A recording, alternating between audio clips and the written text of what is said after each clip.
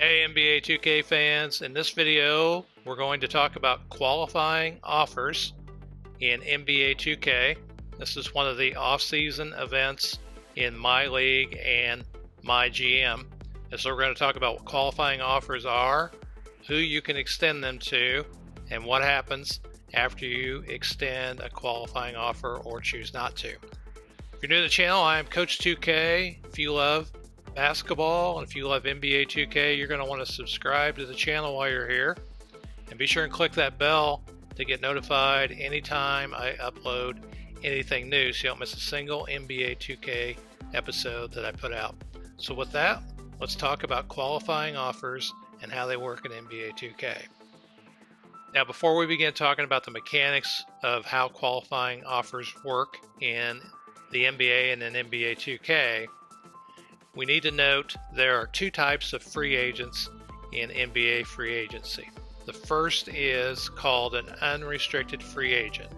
An unrestricted free agent is a player whose contract is expired, he's turned down a player option, or a team has declined to take a team option. And in those cases, the vast majority of players in the league, with the exceptions we're going to talk about in a minute, those players become unrestricted free agents, and an unrestricted free agent can sign with any team in the league without any kind of restrictions placed on him when he does that. When it comes to unrestricted free agents, you can't extend a qualifying offer to them. So qualifying offers have nothing to do with unrestricted free agents. They only apply to restricted free agents. So let's talk about restricted free agents now. Alright, so there are three types of restricted free agents. The first type is a rookie coming off of his 4-year deal. At that point, he becomes a restricted free agent. A good example is D'Angelo Russell. Right now he's come off of his 4th year of his rookie contract, and so now he's a restricted free agent. The second type of restricted free agent is a guy that's been on a 2-way contract that spent more than 15 days on a roster. So in the case of Devon Reed here, you can see he has a little 2 next to his name, and that means he was on a 2-way contract.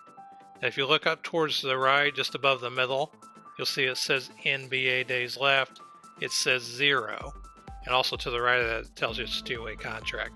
So in this case, his contract is now expired, and he is a restricted free agent.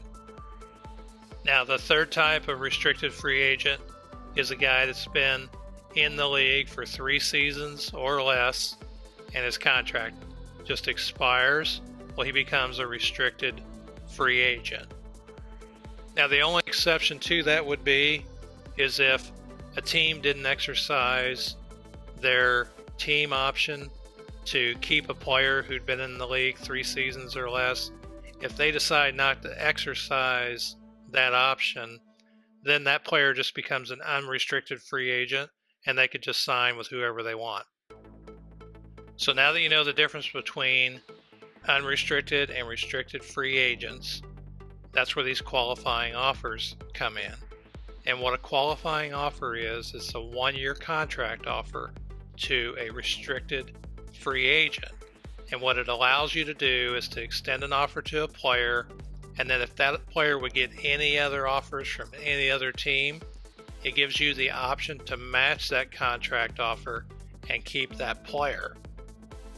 So when you're working through the off season and you're inside of qualifying offers, your restricted free agents are going to show up here. You have the option to extend them a qualifying offer or not extend them a qualifying offer. So you can see here the Magic have extended a qualifying offer to Grant, but they didn't offer one to Jefferson. And so what this means is that Jefferson is now an unrestricted free agent, and he can just go sign with whoever he wants if he can find a deal. However, in Grant's case, he's also free to go talk to any other team he wants, but if they make a contract offer to him, then the Magic here, they have a chance to match that contract and keep that player in Orlando. Now, if Grant goes around the rest of the league and he can't find any contract from any team, then he could just accept this qualifying offer and he'll be under contract the next season for whatever the qualifying offer amount is. And if Grant does come back to the team under that 1-year deal, then at the end of that 1-year deal, then he's going to become an unrestricted free agent and he's free to sign with whoever he wants, regardless of what you might think. Now, I've seen people post online and they're like, hey, I matched the other team's offer, but the guy still went to the other team. How come I wasn't able to keep him? And that's probably because the player was an unrestricted free agent and he could go wherever he wanted. He wasn't a restricted free agent. So like a good example this year was Kawhi Leonard. He was free to go sign with whoever he wanted, regardless of what the Raptors matched or whatever they did, because he was an unrestricted free agent. So just keep in mind, again, just to reiterate, the qualifying offers and the ability to match contracts to keep players on your team, they're only going to apply to the restricted free agent. So that might be why you lose people if you're not sure what happened. Now, in the qualifying offers section of the off season, you can look around the league and you can see what everybody decided to do, who they offered qualifying offers to and who they didn't. And so the ones that they didn't offer qualifying offers to are unrestricted free agents, and you can sign them to your team if they decide they want to come play for you, regardless of what the other team does. But if this player you want, like if I wanted Trey Lyles and I extend him an offer, well, his team here, the Nuggets in this case, could say, hey, you know what? We want to keep him. We're willing to match that contract. And if they decide to match the contract, then you're out of luck.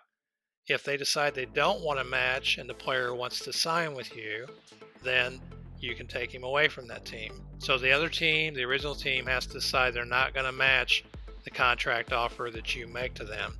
And that's why these free agents are called restricted free agents, because the original team has rights to them and they can hang on to them if they want to match any other contract offer they get.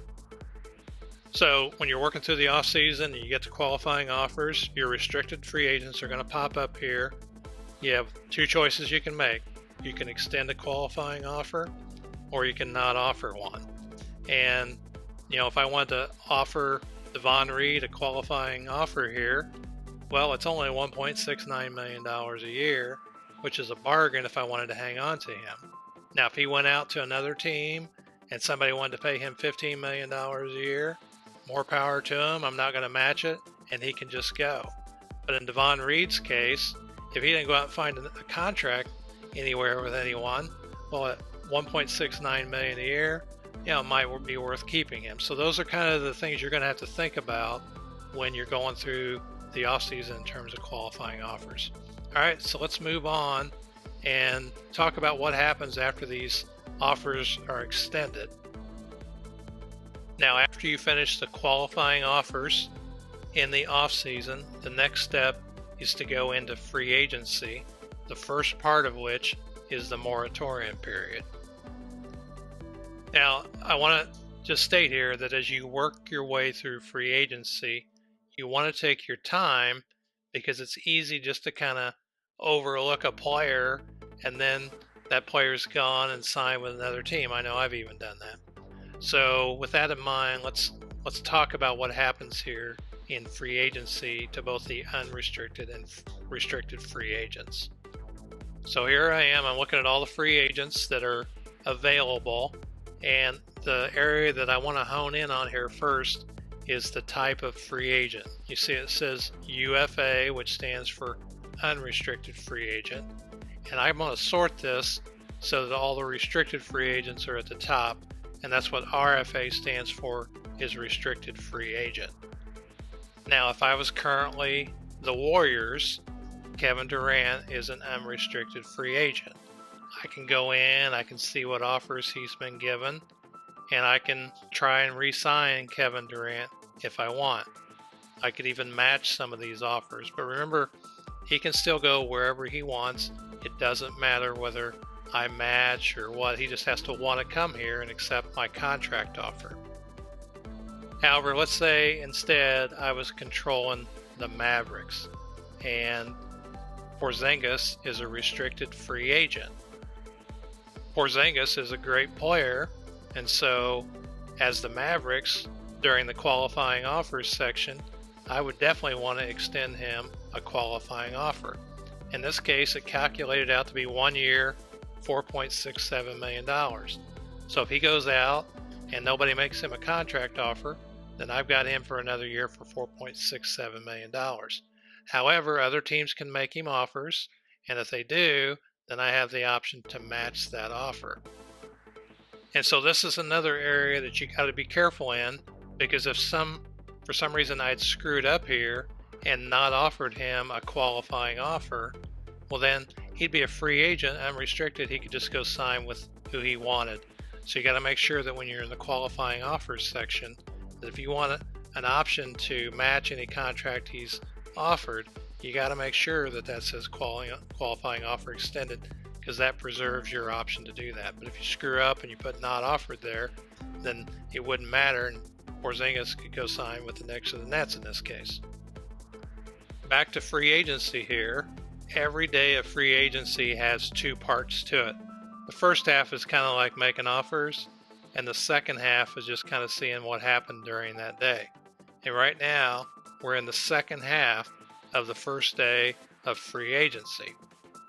Now, you can see here under the accepted offers that Porzingis, there's a 3 years, $81.89 million. Well, that was the contract offer that both the Knicks and the Nets made to Porzingis. And I have the option to either match that or decline it. If I decline it, he's going to go to one of those other teams. If I match it, then he's going to come to my team, and I'll have to pay him 3 years, $81.89 million, but I'll have him for the next 3 years. Remember that if I do bring him back and he plays out that 3-year contract, at the end of that contract, he becomes an unrestricted free agent, and he could go wherever he wanted. So that's unless I negotiated a contract extension with him before he became an unrestricted free agent. It'll be up to you whether you decide you want to offer that kind of money to your restricted free agents and whether you want to match or decline. You got to be aware of your salary cap situation, because whatever you do here will also affect how you might be able to sign other players in free agency in terms of cap space and that kind of stuff. So before you decide, you need to kind of go in and look at your cap situation and just assess whether it's a good financial decision for your franchise or not, in addition to just liking the player or that kind of stuff. Also, on the second half of each day of free agency, you can take a look at the pending offers that you have out there. So there's both the accepted offers, which we were just looking at, and the pending offers.